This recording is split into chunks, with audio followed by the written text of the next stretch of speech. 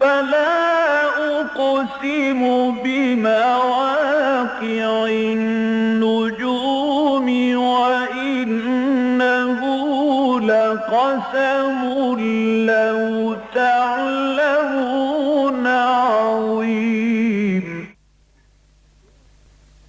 إنه لقرآن كريم في كتاب مكنون لا يمسه إلا المطهرون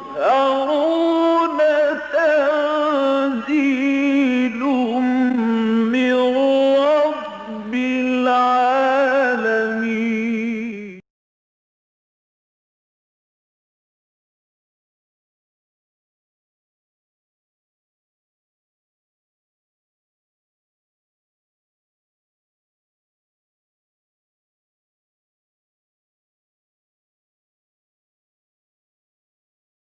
أعوذ بالله من الشيطان الرجيم.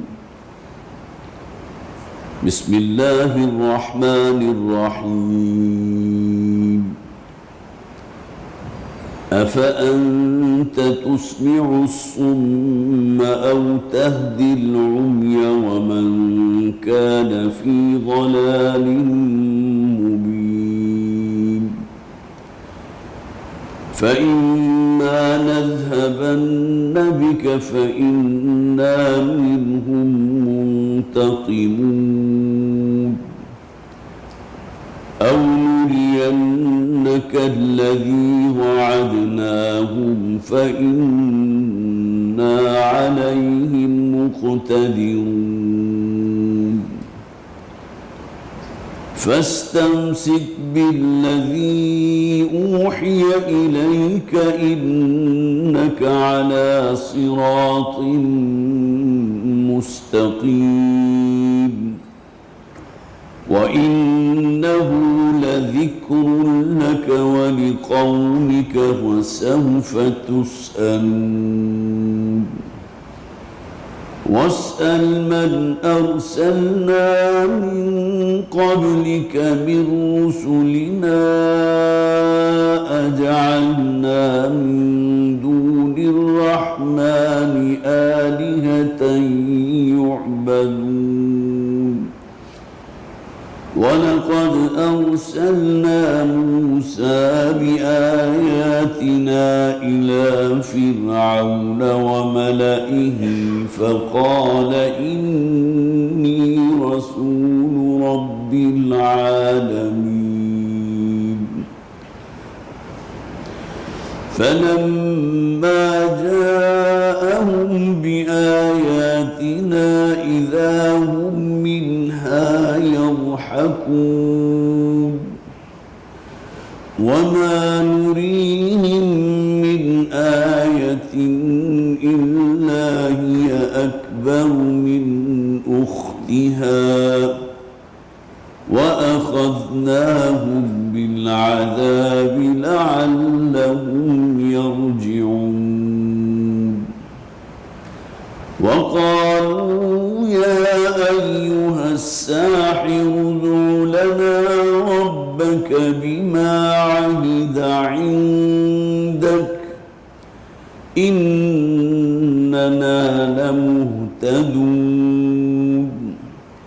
فلما كشفنا عنهم العذاب إذا هم ينكثون ونادى فرعون في قومه قال يا قوم أليس لي ملك مصر وهذه الأنهار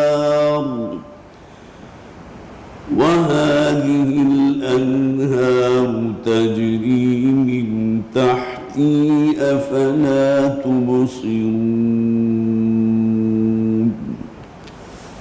صدق الله العظيم. رب اشرح لي صدري ويسر لي أمري واحلل عقدة من لساني يفقهوا قولي. اللهم ألهمنا رشدنا وأعذنا من شرور أنفسنا آمين يا رب العالمين. جیسا کہ آپ کے علم میں ہے سورہ زخرف ہم یہاں ہمارے زیر مطالعہ ہے. 3 رکوع ابھی ہم 4 رکوع مکمل نہیں کر سکے تھے، چند آیات رہ گئی تھی، ان کی تلاوت کی ہے، اور 5ویں رکوع کی ابتدائی آیات. مکی صورت ہے، جیسا کہ میں نے عرض کیا تھا، وہ اسلوب آپ کو بڑا نمایاں نظر آ رہا ہے کہ نبی اکرم صلی اللہ علیہ وسلم کو یہ دعوت دیتے ہوئے قرآن کی بات، توحید کی بات کہتے.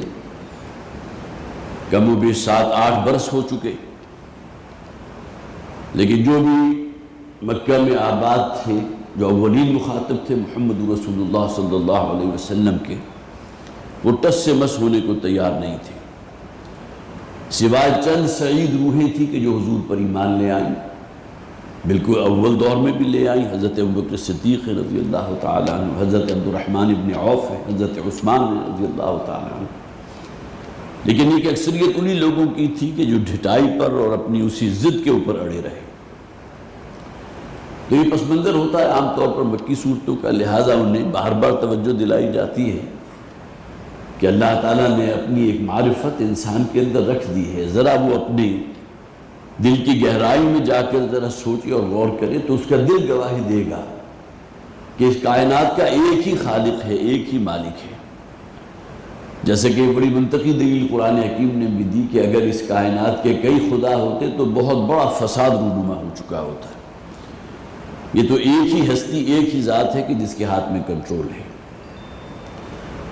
جو آیات پچھلی مرتبہ پڑھی تھی اس میں خاص طور پر ایک آیت کی طرف میں اشارہ کرنا چاہ رہا ہوں، اس لیے کہ بہرحال اس کا تعلق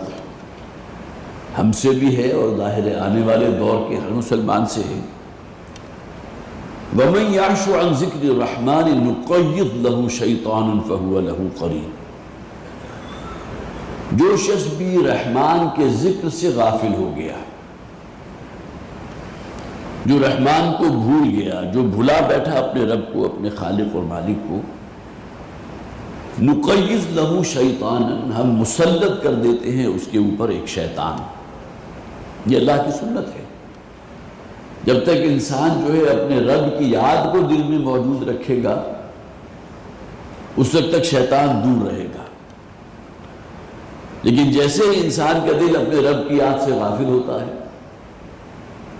شیطان جو ہے، جیسا کہ میں نے پچھلی مرتبہ بھی عرض کیا تھا، وہ دھوکنے کی طرح وسوسہ اندازی شروع کر دیتا ہے. وہ حدیث بارہا میں نے آپ کو سنائی، ہمیں اسے اپنے اوپر طاری کرنا چاہیے. واقعتاً جب انسان کا دل اپنے رب کی یاد سے غافل ہوتا ہے تو شیطان اپنی تھوتنی کے ذریعے وسوسہ اندازی شروع کر دیتا ہے. گویا کہ کوئی بہت بڑا مونسٹر ہے یا یہ کوئی عفریت ہے کہ جس کی ایک تھوتنی بھی ہے. وہ منتظر رہتا ہے کہ جیسے ہی انسان اپنے رب کی یاد سے غافل ہو، رب کی یاد اس کے دل سے نکل جائے. اور اس کے جتنے بھی ذرائع ہیں آپ کو معلوم ہے، قرآن سب سے بڑا ذکر ہے. پھر یہ کہ احادیث مبارکہ ہیں، اذکار مسنونہ ہیں. وہ حدیث آپ نے سنی ہوگی، غالباً 8ویں جماعت میں تھے تو ہم نے بھی پڑھی تھی، افضل الذکر لا الہ الا اللہ محمد رسول اللہ. سب سے افضل ترین ذکر تو اللہ کے سوا کوئی معبود نہیں. یہ کلمہ توحید ہے نا، اور شہادت اس بات کی، وَأَشْهَدُ أَن لَا إِلَهَ إِلَّا اللَّهُ وَأَشْهَدُ أَنَّ مُحَمَّدًا عَبْدُهُ وَرَسُولُهُ. اسی طرح وہ جو ذکر ہے جس کے اندر کتنے ہی گویا کہ ذکر جمع ہو گئے، سبحان اللہ والحمد للہ ولا الہ الا اللہ، وہی افضل ذکر بھی آ گئے اس میں، واللہ اکبر ولا حول ولا قوت الا باللہ. تو یہ جو الفاظ ہیں اس کے اندر ایک بڑی تاثیر ہوتی ہے. انسان اگر اس کا ورد بھی کرتا رہے، اس کی زبان پر رہے، اور وہ شعوری طور پر کوشش کرے کہ میرے دل میں اللہ کی یاد موجود رہے. مجھے یاد آیا جیسا کہ غالب صاحب ذکر کیا کرتے رحمۃ اللہ علیہ، کسی مجذوب کا قول ہے، کسی درویش کا قول ہے، جو دم غافل سو دم کافر. انسان کے جو سانس بھی، دم تو سانس کو کہتے ہیں نا، یہ جو لمحات بھی غفلت میں گزر گئے تو اس نے وہ لمحات اصلاً ایک اعتبار سے کفر میں بسر کیے. یہ کفر وہ نہیں ہے جسے ہم اصطلاحاً کفر کہتے ہیں کہ اسے کافر قرار دے دیا جائے، لیکن حقیقتاً اس نے کیا گویا کہ پورا موقع مل گیا اس شیطان لعین کو، اس خناس کو، کہ وسوسہ اندازی کرے گا، اور انسان کے اندر جو ہے ان النفس لامارۃ بالسوء، بڑے سے بڑا کوئی شخص ہو، پہنچا ہوا شخص ہو، لیکن یہ کہ وہ اپنے آپ کو شیطان کے حملوں سے بالکل یہ نہ سمجھے کہ شیطان مجھ پر کوئی حملہ نہیں کر سکتا۔ اِنَّهُ يَرَاكُمْ هُوَ وَقَبِيلُهُ مِنْ حَيْثُ لَا تَرَوْنَهُمْ، شیطان اور اس کی ذریت جو ہے وہ تو تمہیں وہاں سے تاکتے ہیں، وہاں سے تم پر حملہ کرتے ہیں جہاں سے تمہیں گمان تک نہیں ہوتا۔ تو مَن يَعْشُ عَنْ ذِكْرِ الرَّحْمَنِ نُقَيِّضْ لَهُ شَيْطَانًا فَهُوَ لَهُ قَرِينٌ، جو شخص بھی رحمان کے ذکر سے غافل ہو گیا، ایک تو وہ ذکر ہے کہ جو ہم زبان کے ذریعے کرتے ہیں، لیکن یہ کہ قرآن کہتا ہے نا نماز کو اقیم الصلاۃ لذکری، نماز بھی تو ذکر ہے۔ نماز کا سب سے بڑا رکن کیا ہے؟ ٹھیک ہے اعلیٰ ترین رکن اس کا سجدہ ہے، لیکن طویل ترین آپ قیام کی حالت میں ہے، قرآن حکیم پڑھ رہے ہیں جو الذکر ہے ہی، انا نحن نزلنا الذکر وانا لہ لحافظون وانہم لیصدونہم عن السبیل ویحسبون انہم مہتدون، اور یہ شیاطین تو وہ ہیں کہ جو اس رستے سے جو اللہ کا رستہ ہے، جو صراط مستقیم ہے، اس سے بچلانے کے درپے رہتے ہیں، روکتے ہیں، سرتوڑ کوشش کرتے ہیں، اور پھر یہ کہ اس شخص کو کہ جو ان کے داؤ میں آ جاتا ہے اسے بڑا اطمینان دلا دیتے ہیں، وَيَحْسَبُونَ أَنَّهُمْ مُهْتَدُونَ، ہم تو ہدایت پر ہیں، ہم نے تو فلاں نیکی بھی جو ہے اپنے پاس ذخیرہ کر رکھی ہے، فلاں معاملہ بھی ہم کر رہے ہیں، فلاں ہاسپٹل جو ہے اس میں چیریٹی کے مد میں ہم اتنا کچھ دے رہے ہیں، ہر سال عمرہ بھی ہم کرتے ہیں۔ یہ تمام چیزیں وہ ہے کہ جو گویا کہ شیطان وہ جو اصل کاز ہے، جو حرام و حلال کی تمیز ہے، اس سے بھی غافل کرتا ہے، اور پھر جو سب سے بڑا کاز ہے کہ جس دین کو تم نے اپنایا ہے، جس کو اپنے لیے صحیح سمجھا ہے، تو انسان کی شرافت اور مروت کا تقاضا بھی تو یہ ہے نا کہ اس دین کو اپنے اہل و عیال، اپنے اعزاء و اقارب، اپنے قریب ترین کے حلقے، اور پھر یہ کہ بالآخر اس روئے ارضی پر اس دین کو قائم کرنے کی کوشش کرے۔ اب آئیے آج کے آیات کی طرف۔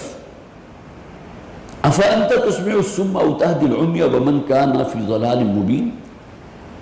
اے نبی صلی اللہ علیہ وسلم کیا آپ ان بہروں کو سنوائیں گے؟ آپ قرآن تو پڑھ رہے ہیں، قرآن انہیں سنا رہے ہیں، اور اپنی زبان سے ان کے سامنے تلاوت کر رہے ہیں، اس سے بڑھ کر تاثیر تو کسی میں ہو نہیں سکتی۔ وہ ذات کے جس پر خود قرآن نازل ہوا ہو، اگر وہ قرآن لوگوں تک پہنچا رہی ہو بذات خود، تو اس سے بڑھ کر کون سی شے ہوگی کہ جو انسان کے اوپر اثر انداز ہو سکتی ہے؟ لیکن یہ کہ قرآن انہیں کہتا ہے کہ اصل میں بہرے ہو چکے ہیں، یہ حیوانی کان تو ان کے موجود ہیں اور تمام آوازیں وہ سنتے ہیں، لیکن اس حق کی بات کو سننے کو تیار نہیں، یا یہ کہ سنتے ہیں لیکن اسے درخور اعتنائی نہیں سمجھتے۔ عام طور میں محاورہ بولا جاتا ہے نا کہ ایک کان سے سنا دوسرے سے نکال دیا، اس سے اگلی سٹیج یہ ہوتی ہے ایک کان سے سنا اور اسی سے نکال دیا، گویا کہ دوسرے کان تک پہنچنے میں جو کہ تھوڑا بہت کوئی امکان ہے کہ شاید کوئی بات جو ہے اس کی سمجھ میں آ جائے یا اس کی زندگی میں کوئی تبدیلی پیدا کر دے، اس کا بھی موقع نہیں، سنی انسنی کر دینا۔ سنا بھی ہے لیکن یہ کہ یوں ہے گویا کہ آپ نے بات سنی نہیں۔ تو ان لوگوں کو تو قرآن کہتا ہے یہ اصل میں بہرے ہیں، اندھے ہیں، بظاہر آنکھیں موجود ہیں لیکن یہ کہ اس کائنات پر غور و فکر نہیں کرتے، اپنے رب کی معرفت حاصل نہیں کرتے۔ أَفَأَنْتَ تُسْمِعُ الصُّمَّ أَوْ تَهْدِي الْعُمْيَ، کیا آپ ان اندھوں کو ہدایت دیں گے اور ان بہروں کو سنائیں گے؟ وَمَنْ كَانَ فِي ضَلَالٍ مُبِينٍ، اور وہ لوگ کہ جو دور کی گمراہی میں جا چکے اب ان کا کوئی امکان نہیں ہے، جسے قرآن حکیم کہتا ہے نا کہ طبع اللہ علی قلوبہم وختم اللہ علی قلوبہم، اللہ تعالیٰ نے ان کے دلوں پر مہر کر دی ہے، ان کے دل جو ہے مہر بند کر دیے گئے۔ فی ضلال مبین، وہ بہت دور کی بہت کھلی گمراہی میں جا چکے۔ فإما نذهبن بك فإنا منهم منتقمون، اے نبی صلی اللہ علیہ وسلم اگر ہم آپ کو اپنی طرف بلا لیں یا یہ کہ آپ کو ان سے لے جائیں، آخر جو بھی نبی اور رسول آئے وہ انسان ہے، ایک عمر طویل اللہ تعالیٰ نے حضرت نوح علیہ السلام کو 950 برس عطا فرمائے، تو اکثر و بیشتر جو اپنے پڑھا بھی ہوگا کہ انبیاء کی عمر جو ہے 60 62 63 64 65 برس ہے۔ تو اللہ تعالیٰ فرماتے ہیں اگر ہم آپ کو اپنے پاس بلا لیں، آپ کو وفات دے دیں، آپ کو اٹھا لیں ان میں سے، فَإِمَّا نَذْهَبَنَّ بِكَ، فَإِنَّا مِنْهُمْ مُنْتَقِمُونَ، تو ہم ان سے تو انتقام لیں گے۔ کتنے نبیوں کو قتل کر دیا گیا، شہید کر دیا گیا، اور نبی اکرم صلی اللہ علیہ وسلم کے ساتھ بھی کوئی روح رعایت اس اعتبار سے نہیں کی گئی کہ پوری طرح پلاننگ کر لی گئی تھی، اور بہت سے نوجوانوں کو جو مختلف قبائل سے متعلق تھے انہیں جمع کر کے گویا کہ فیصلہ کر لیا گیا تھا کہ جب صبح منہ اندھیرے حضور باہر نکلیں گے کہ بیت اللہ کی طرف جانے کے لیے تو یک بار ہی حملہ کر کے آپ کو شہید کر دیں گے۔ تو یہ پلاننگ تو ہو چکی تھی۔ تو فَإِنَّا مُنْتَقِمُونَ، اگر ہم آپ کو اپنی طرف اٹھا لیں، آپ کو بلا لیں اپنے پاس، تو ہم تو انہیں نہیں چھوڑیں گے، ہم انہیں انتقام لے کر رہیں گے۔ أَوْ نُرِيَنَّكَ الَّذِي وَعَدْنَاهُمْ، یا یہ کہ جس شے کا ہم نے انہیں وعید سنائی ہے ہم آپ کو وہ دکھا ہی دیں۔ وعید کا لفظ عام طور پر آیا ہے مکی صورتوں میں عذاب کے لیے، جو بھی رسول آتا تھا تو وہ دھمکی دیتا تھا اس اعتبار سے کہ اگر تم نے اللہ کو اپنا رب نہ مانا تو اللہ کا عذاب تمہارا منتظر ہے، تمہیں نسیہ منسیہ کر دے گا، یہ دھمکی ہے۔ اور بعض اوقات یہ بھی ہوا کہ یہ بار بار کی دھمکیاں سننے کے بعد جو ہے قوم کا رد عمل کیا تھا، سورہ عنکبوت میں 2 مرتبہ ریپیٹڈلی آیا وَيَسْتَعْجِلُونَكَ بِالْعَذَابِ، یہ بہت جلدی بتا رہے ہیں عذاب کے بارے میں، وہ عذاب کی جس کی دھمکی آپ انہیں سنا رہے ہیں، جس کی وعید سنا رہے ہیں، اب یہ گویا کہ کھلے دل کے ساتھ کھلے ہاتھوں سے ویلکم کرنے کو تیار ہیں، لے آئیے وہ عذاب۔ اس لیے کہ وہ جو محاورہ ہے نا، شیر آیا شیر آیا شیر آیا، بار بار کی دھمکیوں کے بعد موجود عذاب تو آئے نہیں۔ اور قرآن میں حکیم میں تو اس حد تک بات کی گئی ہے کہ جس کا مفہوم یہ آیا، مبارکہ اس وقت میرے ذہن میں نہیں آ رہی، لیکن کہ اس کا مفہوم یہ ہے کہ جب کہ رسول بھی کسی درجے میں مایوس ہو جاتے ہیں کہ اللہ کا عذاب نہیں آ رہا، تو گویا کہ ان کے اوپر بھی ایک غلبہ ہوتا ہے مایوسی کا۔ قوم جو ہے اپنی اس سرکشی کے اندر اور اپنی بدکرداری میں آخری انتہا کو پہنچ چکی ہے، لہذا قرآن میں جو کہا گیا اِنَّا لَنَنْصُرُ رُسُلَنَا، ہم تو اپنے رسولوں کی لازماً مدد کریں گے۔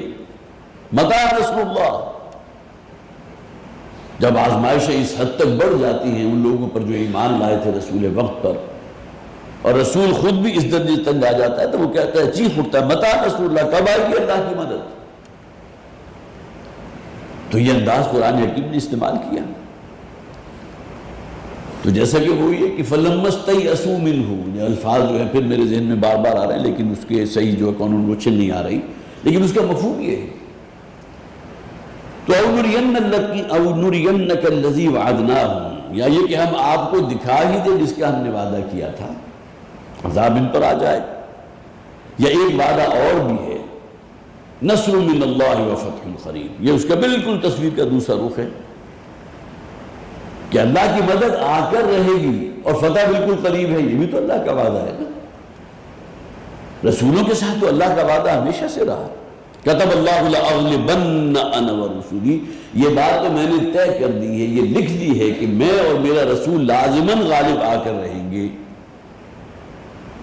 ہاں اگرچہ قوم کو آزمائش کی بھٹیوں سے ضرور گزارا جائے گا، یہ رسول بھی بالکل مایوس ہو جائیں گے، وہ بھی پکار اٹھیں گے متاع نصر اللہ، کب آئے گی اللہ کی مدد؟ تو أَوْ نُرِيَنَّكَ الَّذِي وَعَدْنَاهُمْ، یا یہ کہ ہم آپ کو دکھا دیں وہ کہ جس کا ان سے وعدہ کیا گیا، وہ وعید بھی مراد ہے،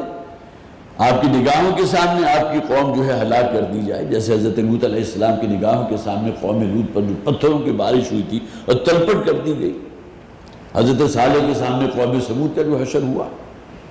یا یہ کہ ہم نے جو وعدہ آپ سے کیا ہے کہ ہم آپ کو لازماً فتح یاب کریں گے، ایک دن آئے گا کہ آپ فاتح کی حیثیت سے مکے میں داخل ہوں گے، فَإِنَّا عَلَيْهِمْ مُقْتَدِرُونَ، تو ہمیں ان کے اوپر پورا غلبہ حاصل ہے۔ اب دیکھیں کہاں اللہ کی ذات کے جو خالق کائنات ہے، پورے رب ہے پوری کائنات کا، کہاں انسان جسے آپ کہیے کہ کوئی نسبت و تناسب ہی نہیں، لیکن انسان پر جب سرکشی اور بغاوت اس کے اوپر سوار ہوتی ہے نا تو وہ اللہ کا مد مقابل بن جاتا ہے۔ فرعون نے بھی تو کہا تھا انا ربکم الاعلی، میں ہوں تمہارا رب اعلیٰ۔ تو تو یہاں گویا کہ پھر قرآن حکیم میں وہ اصطلاح استعمال انا منتقمون، ہم ان سے انتقام لیں گے۔ حالانکہ عام طور پر انتقام جو ہے لیا جاتا ہے کوئی برابر کی چوٹ تو ہو، یہاں تو کوئی نسبت و تناسب ہی نہیں ہے۔ کیا انسان جس کو عام طور پہ کہا جاتا ہے کہ گندگی کا ایک کیڑا ہے، اس کی اس سے زیادہ تو حیثیت ہے نہیں۔ کہاں رب کائنات، اس کی ہم ذات اور اس کی صفات کی گناہ تک پہنچ ہی نہیں سکتے۔ ہمارا چھوٹا سا ذہن جو ہے متحمل ہی نہیں ہو سکتا اپنے رب کی وہ معرفت حاصل کر سکتے، جیسا کہ حضور نے فرمایا اے پروردگار ہمیں توفیق عطا فرما کہ ہم تجھ سے پہچان سکیں جیسا کہ پہچاننے کا حق ہے۔ ما عرفناک حق معرفتک وما عبدناک حق عبادتک، اے رب ہم تجھے نہیں پہچان پائے جیسا کہ تجھے پہچاننے کا حق ہے۔ کہنے والے کون ہیں؟ محمد رسول اللہ صلی اللہ علیہ وسلم ہیں تو انسان ہی نا، لیکن ہم اپنے فہم و ادراک کا کوئی نسبت و تناسب حضور کے ساتھ ہی نہیں کر سکتے، کجا اللہ کی ذات۔ تو اما نرینک او نرین الذی وعدناہم فإنا علیہم مقتدرون فاستمسک بالذی اوحی الیک۔ یہ بار بار جو مکی صورتوں میں جسے آپ کا یہ ہیمر کیا جاتا ہے، یہ جو قرآن آپ پر نازل ہو رہا ہے اے نبی صلی اللہ علیہ وسلم، آپ بھی اور جو آپ پر ایمان لا چکے ہیں اس سے جڑ جائیے۔ فاستمسک، اسی کے بالکل ہم وزن لفظ ہے جو قرآن استعمال کرتا ہے وَاعْتَصِمُوا بِحَبْلِ اللَّهِ جَمِيعًا، بلکہ سورہ آل عمران میں اس آیت سے 2 آیات پہلے غالباً وَمَن يَعْتَصِمْ بِاللَّهِ فَقَدْ هُدِيَ إِلَىٰ صِرَاطٍ مُسْتَقِيمٍ، بہت خوبصورت الفاظ ہیں۔ جو شخص بھی اللہ سے جڑ گیا، اللہ کو حصی وجود تو نہیں ہے کہ جسے جوڑا جائے، یہ قرآن موجود ہے، کلام اللہ کا ہمارے پاس موجود ہے۔ وَمَن يَعْتَصِمْ بِاللَّهِ فَقَدْ هُدِيَ إِلَىٰ صِرَاطٍ مُسْتَقِيمٍ، جو شخص بھی جڑ گیا، چمٹ گیا اللہ کے ساتھ، مراد کیا؟ اللہ کی کتاب کے ساتھ، اللہ کے کلام کے ساتھ، فَقَدْ هُدِيَ إِلَىٰ صِرَاطٍ مُسْتَقِيمٍ، تو یہ وہ شخص ہے کہ جو صراط مستقیم پر گامزن ہو گیا، اسے تو اللہ نے راہ یاد کر دیا۔ گارنٹی ہے اس بات کی کہ جو قرآن حکیم کے ساتھ جس کا تمسک جو یہاں الفاظ آئے یا اعتصام اگر قرآن حکیم کے ساتھ ہو جائے تو اس کی ہدایت کی گارنٹی۔ حضرت علی رضی اللہ تعالیٰ عنہ سے مروی جو بڑی خوبصورت حدیث ہے، بارہا اس کا حوالہ، اس کے آخری الفاظ پھر ذہن میں تازہ کر لیجئے۔ من قال به صدق ومن عمل به اجر ومن دعا الیہ هدی الی صراط مستقیم، جس شخص نے قرآن کی بنیاد پر کوئی بات کہی اس نے سچ کہا، قرآن سچ ہے تو قرآن کی بنیاد پر بات۔ اس بات کو بھی ذہن میں رکھیے کہ بہت سی ایسی گمراہ کن تحریکیں ہیں کہ جو شروع ہیں قرآن سے، اس لیے کہ قرآن حکیم میں یہ بھی تو ہے نا کہ اس میں جو آیات محکمات ہیں، جو شخص اس کے اوپر پوری طرح جازم رہتا ہے وہ ہدایت پر ہے۔ وَأُخَرُ مُتَشَابِهَاتٌ، ہاں قرآن حکیم میں کچھ متشابہ آیات بھی موجود ہیں۔ فَأَمَّا الَّذِينَ فِي قُلُوبِهِمْ زَيْغٌ فَيَتَّبِعُونَ مَا تَشَابَهَ مِنْهُ ابْتِغَاءَ الْفِتْنَةِ، تو وہ لوگ کہ جن کے دلوں میں روگ ہوتا ہے، کوئی بیماری، کوئی مرض ہوتا ہے، تو وہ ان آیات کو جو آیات متشابہات ہیں ان کو فوکس کر بیٹھتے ہیں اور اسی بنیاد پر گمراہی کے رستے پر چل پڑتے ہیں، گمراہی کی تحریکیں اٹھا دیتے قرآن کی بنیاد پر۔ تو فَاسْتَمْسِكْ بِالَّذِي أُوحِيَ إِلَيْكَ، جیسے کہ میں نے عرض کیا اعتصام کا لفظ بھی اسی معنی میں ہے، وَاعْتَصِمُوا بِحَبْلِ اللَّهِ جَمِيعًا، اللہ کی رسی کے ساتھ چمٹ جاؤ، مضبوطی سے اس کے تعلق کو قائم کر لو۔ اسی طرح سورہ حج کے آخر میں جو فرمایا گیا وَاعْتَصِمُوا بِاللَّهِ، اللہ سے چمٹ جاؤ۔ تو فَاسْتَمْسِكْ بِالَّذِي أُوحِيَ إِلَيْكَ، تو اے نبی صلی اللہ علیہ وسلم، اور یہ صرف آپ ہی سے خطاب نہیں ہے بلکہ ہر وہ شخص جو حضور پر ایمان رکھتا ہے، میں اور آپ بھی تو ان میں شامل ہیں نا، تو جو شے آپ پر وحی کے ذریعے نازل کر دی گئی ہے، آپ اپنے تعلق کو مضبوط کر لیجئے اس کے ساتھ، چمٹ جائیے اس کے ساتھ۔ اِنَّكَ عَلَىٰ صِرَاطٍ مُسْتَقِيمٍ، وہی حدیث کا جس کا میں نے حوالہ دیا تھا، من قال به صدق، جس شخص نے اس قرآن کی بات بنیاد پر کوئی بات کی اس نے سچ کہا، ومن عمل به اجر، اور جس نے قرآن کی ہدایت پر عمل کیا اس کا اجر محفوظ ہے، اسے لازماً اجر دیا جائے گا۔ ہاں یہ نہ ہو کہ اس کے عمل کے اندر کوئی ریاکاری موجود ہو، خود نمائی ہو، اپنی نیکی کا چرچا کرنا کہیں مقصود ہو، وہ تو پھر نیت کا معاملہ آ گیا نا۔ انما الاعمال بالنیات من عمل به اجر ومن دعا الیہ ہدی الی صراط مستقیم، اور جو شخص بھی قرآن حکیم کی طرف، اللہ کی کتاب کی طرف دعوت دینے والا بن گیا، بلانے والا بن گیا، داعی بن گیا، داعی بالقرآن، ہدی الی صراط مستقیم، تو یہ تو وہ شخص ہے کہ جس کی پھر ضمانت ہے کہ اللہ تعالیٰ اسے صراط مستقیم پر گامزن فرما دے گا۔ وہی بات کی گئی فاستمسک بالذی اوحی الیک، اے نبی صلی اللہ علیہ وسلم اور اے مسلمانوں، اس قرآن کے ساتھ اپنے تعلق کو مضبوط کر لو، خوب مضبوطی سے اسے تھام لو۔ انک علی صراط مستقیم، یقین آپ سیدھی راہ پر ہیں۔ وَإِنَّهُ لَذِكْرٌ لَكَ وَلِقَوْمِكَ، اور اے نبی صلی اللہ علیہ وسلم یہ تو اصل میں یہ قرآن تو ایک بہت عظیم نصیحت نامہ ہے، ذکر لک، یہ آپ کے لیے بھی ہے۔ ظاہر قرآن حکیم ہی تھا نا کہ جو اصل میں ایمان کی مضبوطی کا جذبہ تھا، اتل ما اوحی الیک من الکتاب واقم الصلاۃ، اور آخر میں کیا فرمایا گیا وَلَذِكْرُ اللَّهِ أَكْبَرُ، جو قرآن حکیم میں جو شے آپ پر نازل کی گئی ہے آپ پڑھیے، جو وحی کیا گیا آپ کے رب کی طرف سے، نماز کو قائم کیجئے۔ ان الصلاۃ تنہا، درمیان میں وہ مضمون بھی آ گیا کہ نماز اگر واقعتاً نماز ہے تو وہ لازماً فحش سے اور بے حیائی سے روکے گی،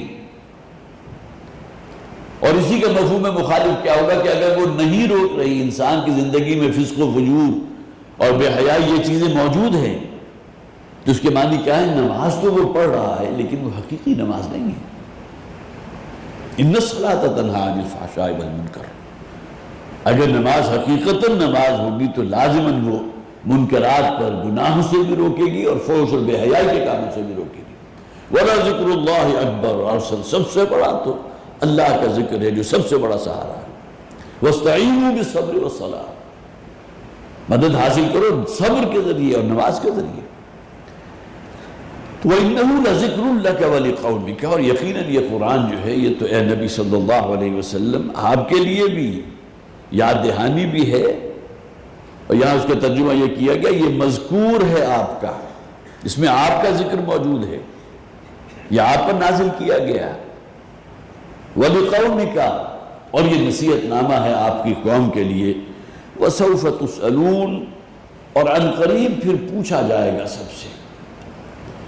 اور یہاں سب سے مراد وہ نہیں ہے کہ جن تک قرآن کی بات پہنچ گئی ان سے پوچھا جائے گا کہ بات سنی تھی، سمجھ میں آئی تھی یا نہیں آئی تھی، اگر آئی تھی تو پھر عمل کیوں نہیں کیا؟ یہ عمل ہی ہے نا اصل میں سب سے کٹھن باتیں۔ انسان کا دل خواہ کتنی ہی گواہی دے دے کہ بات سچ ہے، بات حق ہے، بات بالکل صحیح ہے، مطابق فطرت ہے،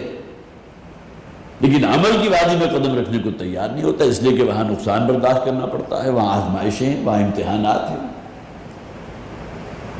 اب دنیا سجن المومن، یہ دنیا جو ہے وہ تو مومن کے لیے ایک قید خانے کی مانند ہے، پابندیاں ہیں، لیمیٹیشنز ہیں، یہ غلط ہے، یہ حرام ہے، یہ مکروہ ہے، یہ ناجائز ہے، یہ خلاف شریعت ہے۔ وَسَوْفَ تُسْأَلُونَ، اور تم سب سے پوچھا جائے گا۔ اور یہاں تو خاص طور پر سورہ اعراف کی آیت نمبر 6 میں اس بات کو بھی واضح کیا گیا کہ صرف امتیوں سے نہیں پوچھا جائے گا، بلکہ جس نبی اور رسول کو ہم نے جس قوم کی طرف بھیجا اس نبی اور رسول سے بھی سوال کیا جائے گا۔ الفاظ کیا ہیں؟ فَلَنَسْأَلَنَّ الَّذِينَ أُرْسِلَ إِلَيْهِمْ وَلَنَسْأَلَنَّ الْمُرْسَلِينَ۔ یہ مضارع کے شروع میں جو ہے وہ لام مفتوح اور آخر میں نون مشدد، وَلَنَسْأَلَنَّ، یہ آخر میں نون کے اوپر تشدید ہے نا، اس سے زیادہ مبالغہ کسی شے میں ہو نہیں سکتا، اس سے زیادہ تاکید اور موقت کلام ممکن نہیں ہے۔ فَلَنَسْأَلَنَّ الَّذِينَ أُرْسِلَ إِلَيْهِمْ، ہم لازماً کوئی شک نہیں ہے کہ ہم پوچھیں گے، سوال کریں گے ان سے بھی کہ جن کی طرف بھیجا گیا نبیوں رسولوں کو۔ وَلَنَسْأَلَنَّ الْمُرْسَلِينَ، مرسلین، مرسل کون ہے؟ جنہیں بھیجا گیا، جو رسول وقت تھے، ان سے بھی پوچھیں گے۔ کہ جو پیغام ہم نے آپ تک پہنچایا تھا، اپنا جو کلام آپ تک ہم نے منتقل کیا تھا، اسے بلا کم و کاس پہنچایا یا نہیں پہنچایا؟ اس میں کہیں کوئی کمی تو نہیں رہ گئی؟ اس لیے کہ مشرکین مکہ نے بھی تو پورا زور لگایا تھا نا، قرآن اس کے اوپر گواہ ہے، وَدُّوا لَوْ تُدْهِنُوا فَيُدْهِنُونَ، یہ تو چاہتے ہیں کہ آپ ذرا تھوڑی سی نرمی اختیار کریں تو یہ بھی نرم پڑ جائیں گے، اپنا تشدد، اپنی پرسیکیوشن ہر شے روک لیں گے، لیکن آپ اپنے موقف میں کوئی نرمی اختیار کر لیں بس۔ وَدُّوا لَوْ تُدْهِنُوا فَيُدْهِنُونَ، تو کہیں ان کے دباؤ میں آ کر یا کسی لالچ کے تحت کہیں ایسا معاملہ تو نہیں ہو گیا؟ تو فَلَنَسْأَلَنَّ الَّذِينَ أُرْسِلَ إِلَيْهِمْ وَلَنَسْأَلَنَّ الْمُرْسَلِينَ، وہی بات یہاں فرمائے گی فَسَوْفَ تُسْأَلُونَ، ان قریب تم سے پوچھ گچھ ہوگی، پوچھا جائے گا۔ وَاسْأَلْ مَنْ أَرْسَلْنَا مِنْ قَبْلِكَ مِنْ رُسُلِنَا، یہاں اگرچہ واحد میں سوال ہے، اے نبی صلی اللہ علیہ وسلم ذرا پوچھئے ان رسولوں سے کہ جن کو ہم نے آپ سے پہلے بھیجا تھا۔ اب یہ پوچھنا رو در رو تو ممکن نہیں ہے، ہاں ہم یہ جانتے ہیں، احادیث صحیحہ میں یہ بات موجود ہے کہ شب معراج جب حضور تشریف لے گئے تھے تو مسجد اقصیٰ میں آپ نے جو نماز پڑھائی تھی تو تمام انبیاء و رسول نے آپ کی اقتداء میں نماز ادا کی تھی، لیکن یہ جو فرمایا گیا وَاسْأَلْ مَنْ أَرْسَلْنَا مِنْ قَبْلِكَ مِنْ رُسُلِنَا، ذرا پوچھ لیجئے ان رسولوں سے کہ جو ہم نے آپ سے پہلے بھیجے۔ اب یہاں کیا شے مراد ہے کہ جن رسولوں کو بھی ہم نے بھیجا ہے ان پر جو صحیفے نازل کیے گئے، کیا ان میں کہیں کوئی مشرکانہ بات یا توحید کے منافی کوئی بات موجود ہے؟ حق جو ہے وہ موجود رہا ہمیشہ سے، اگرچہ اسے پھرچ دیا گیا۔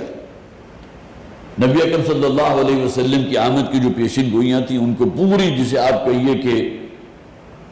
اہتمام کے ساتھ جو ہے تورات سے نکالنے کی کوشش کی گئی، لیکن بہت سی جگہ پھر بھی باقی رہ گئی جہاں اور کوئی اس کا جو ہے مفہوم سامنے آ ہی نہیں سکتا۔ 10,000 قدوسیوں کی جماعت کے ساتھ وہ داخل ہوں گے فاتح کی حیثیت سے۔ یہ 10,000 کون تھے؟ صحابہ کرام تھے جو حضور کی جلوہ میں داخل ہوئے تھے مکے میں فتح مکہ کے موقع پر۔ یہ الفاظ تو آج بھی موجود ہیں۔ وہ آنے والا آئے گا وہ کون ہوگا؟ فارقلید کا لفظ بھی موجود ہے جو عبرانی کا لفظ ہے جس کے معنی ہے the most praised one، کہ جس کی سب سے بڑھ کر تعریف کی جائے، جو اصلاً ترجمہ ہے محمد کا صلی اللہ علیہ وسلم۔ تو یہ چیزیں بہرحال حق موجود رہتا ہے۔ تو گویا کہ ایک تو یہ بھی مراد ہے کہ وہ صحیفے جو ہیں کہیں ان میں دیکھیں، انہیں کھنگال لیں خوب اچھی طرح، کہیں ان میں کوئی بات ایسی موجود ہے کہ اللہ کے سوا بھی کوئی معبود ہے، یا حضرت عیسیٰ اللہ کے بیٹے تھے، حضرت عزیر اللہ کے بیٹے تھے، یا فرشتے اللہ کی بیٹیاں ہیں۔ اولین مخاطب جو ہیں حضور کے وہ تو مشرکین عرب ہیں جو فرشتوں کو اللہ کی بیٹیاں مانتے ہیں۔ تو وَاسْأَلْ مَنْ أَرْسَلْنَا مِنْ قَبْلِكَ مِنْ رُسُلِنَا، ایک مفہوم تو یہ بھی ہے، اور دوسرے یہ کہ بہرحال انبیاء کے وارث ہوتے ہیں علماء، جیسے کہ حدیث ہے اگرچہ شاید صحت کے اعتبار سے اتنی پختہ نہیں ہے، علماء امتی کا انبیاء بنی اسرائیل، لیکن مفہوم صحیح ہے کہ میری امت کے جو علماء حق ہیں، ایک علماء سو ہیں جن کے اصل پیش نظر جو کام ہے وہ تفرقہ پیدا کرنا ہے اور اپنے مفادات حاصل کرنا ہے، اور اکثریت ہمیشہ انہی کی رہی،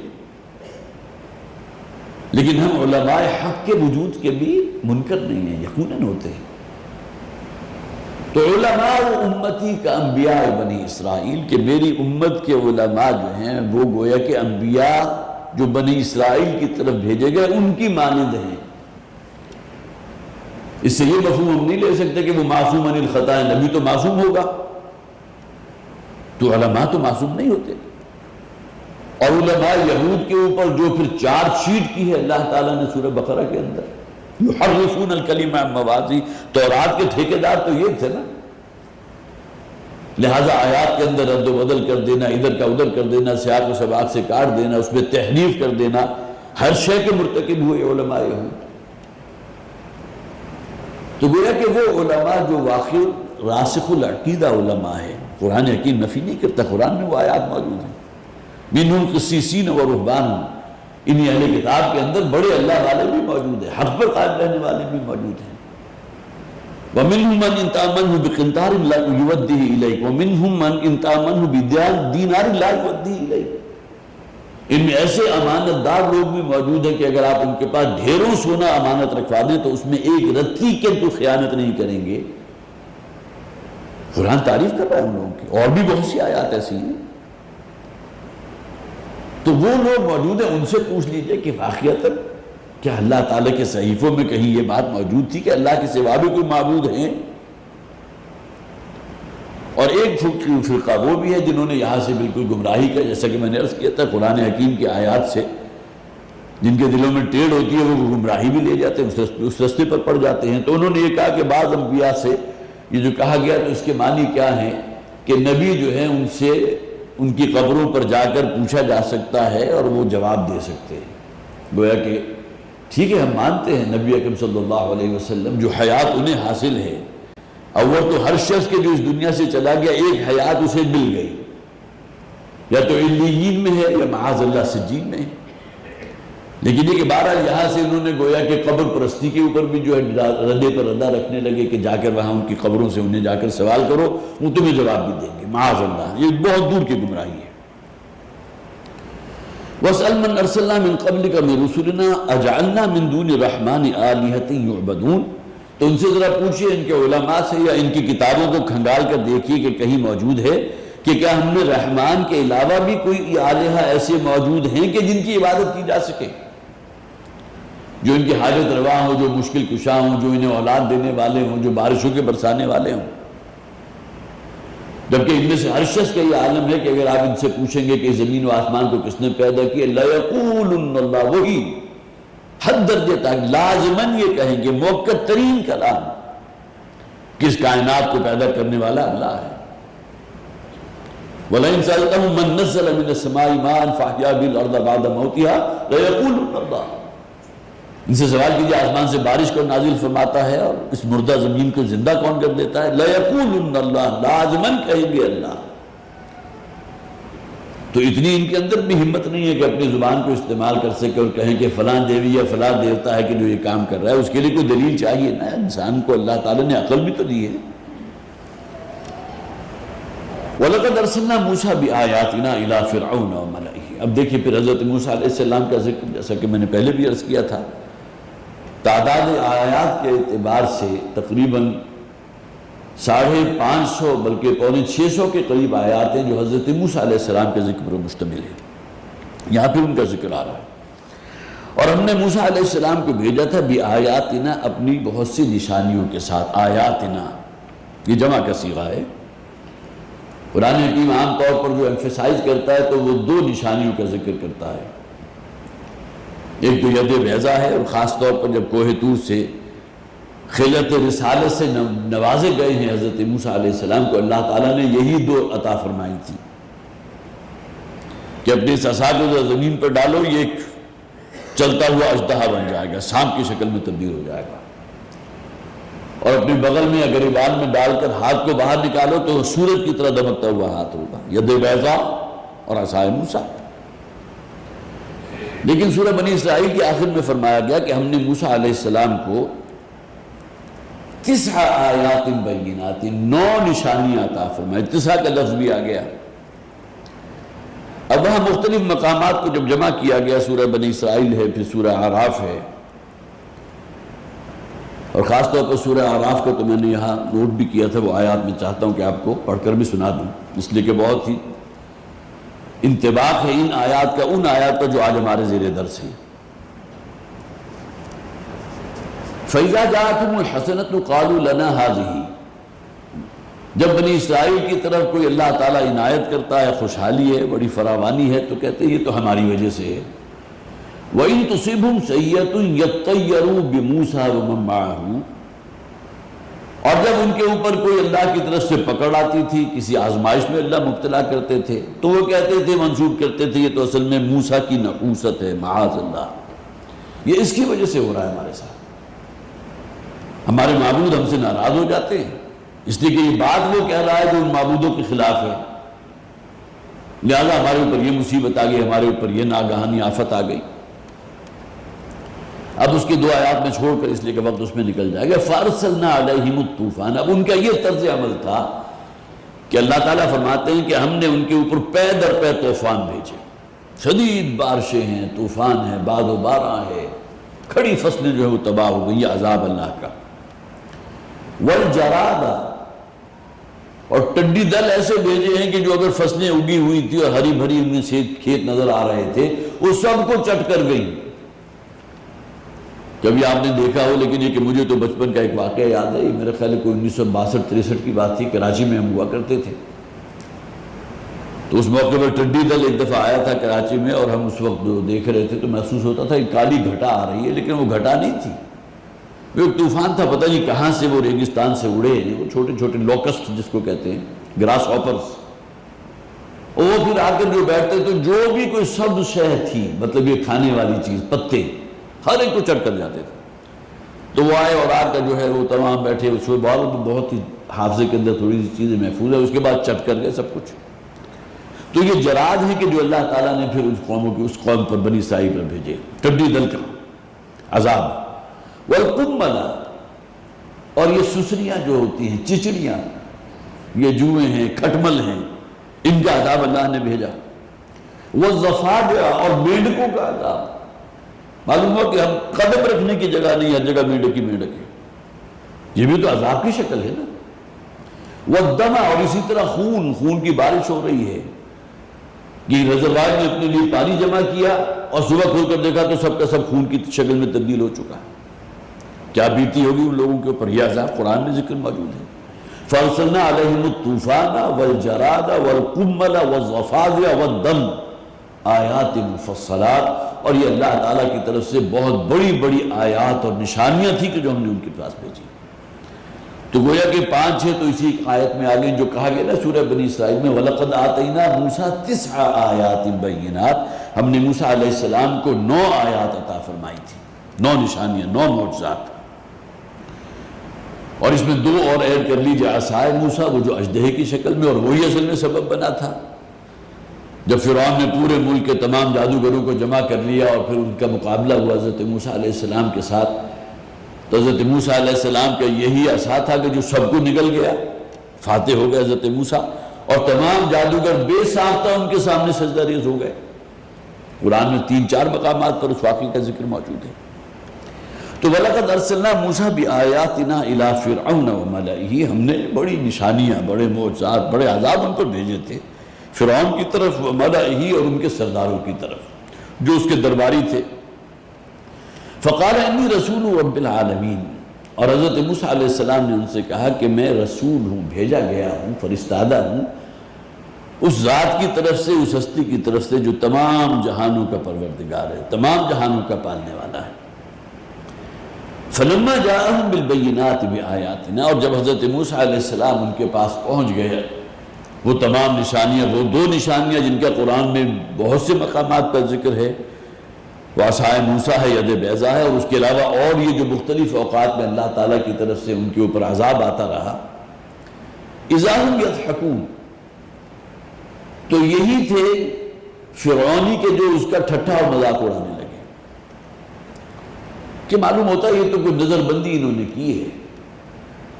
جب ہمیں محسوس ہو رہا ہے کہ یہ عصا اژدہے کی شکل میں تبدیل ہو گیا، پھنکار رہا ہے، چل رہا ہے، لیکن اصلاً ہے نہیں، بلکہ ہماری نظر کو بند کر دیا ہے موسیٰ نے۔ فَسَحِرُوا أَعْيُنَ النَّاسِ، جیسے کہہ دیا نا کہ لوگوں کی نگاہوں کو اپنے ذیل کر لینا، نظر بندی کر دینا،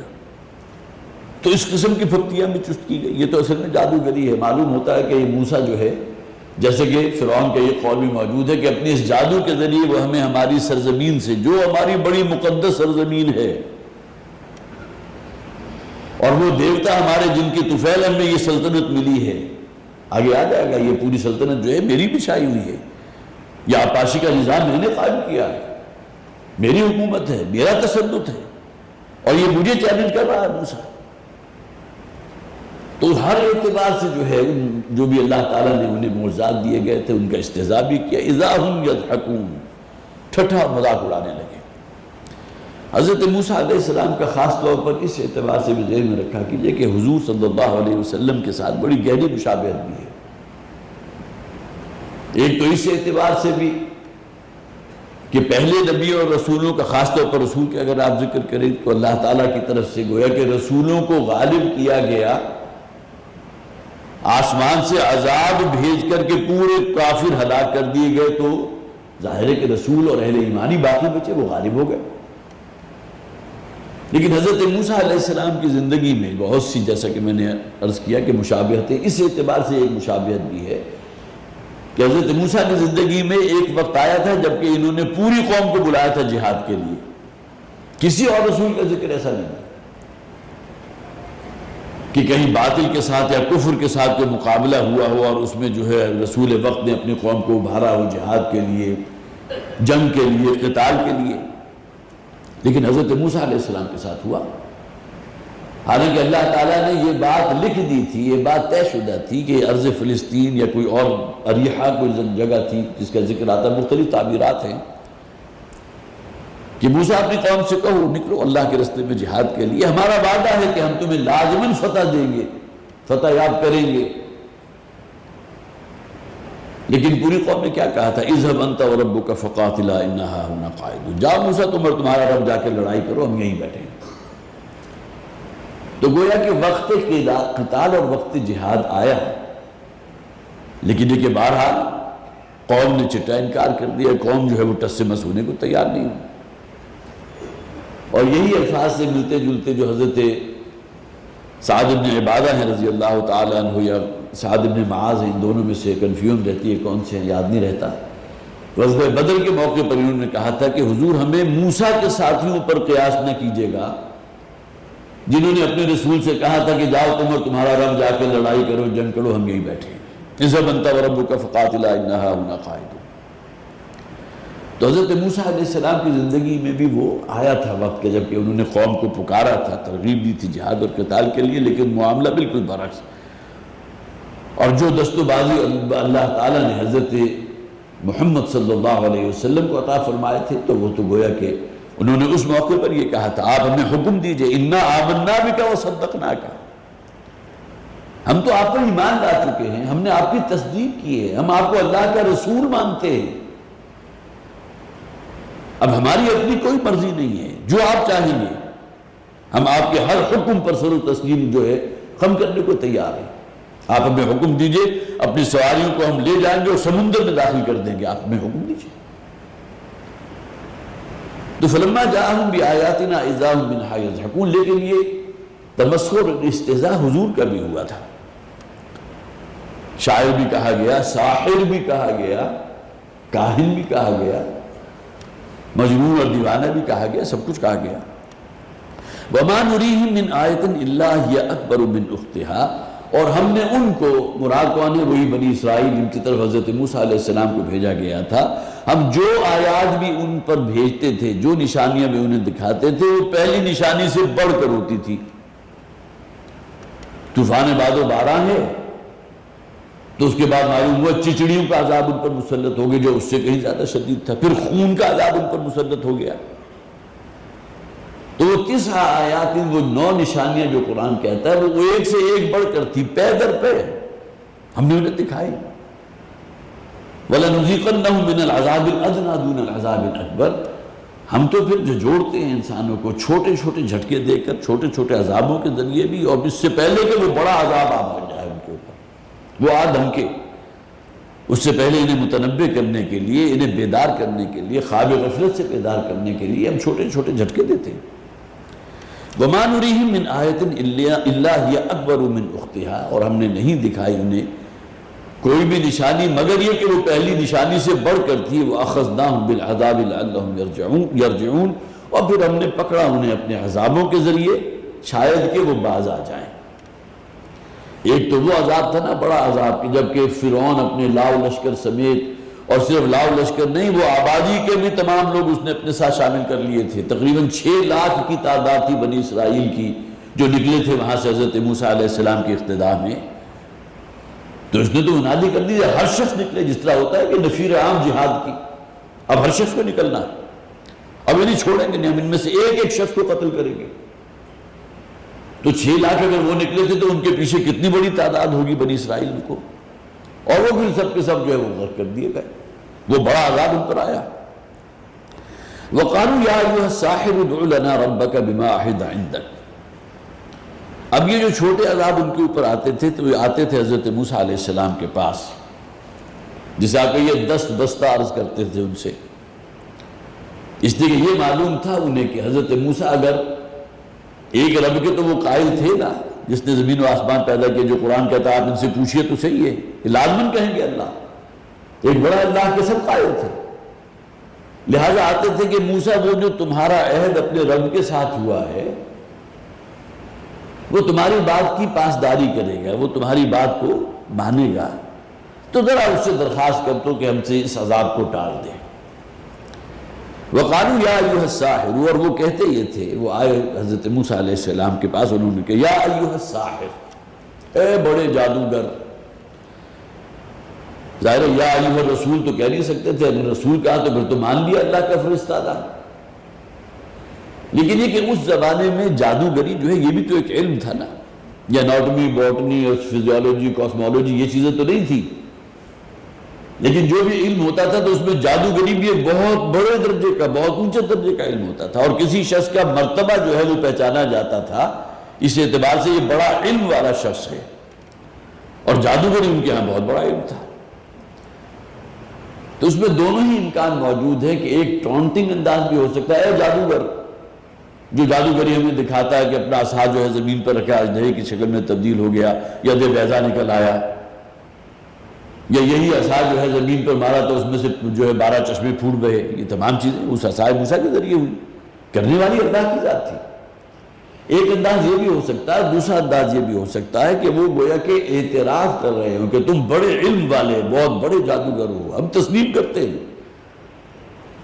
قالوا یا ایھا الساحر ادع لنا ربک بما عہد عندک، کہ تم ذرا پکارو ربنا، دیکھیں نوٹ کیجئے، ادع لنا ربک بما عہد عندک، اپنے رب کو پکارو، اپنے رب سے دعا کرو جو اللہ نے تمہارے ساتھ ایک وعدہ کیا ہے، جو عہد کیا. تم دعوے دار اس بات کے ہو نا کہ اللہ نے تمہیں بھیجا تو اللہ تعالیٰ تمہاری بات کی لاج رکھے گا.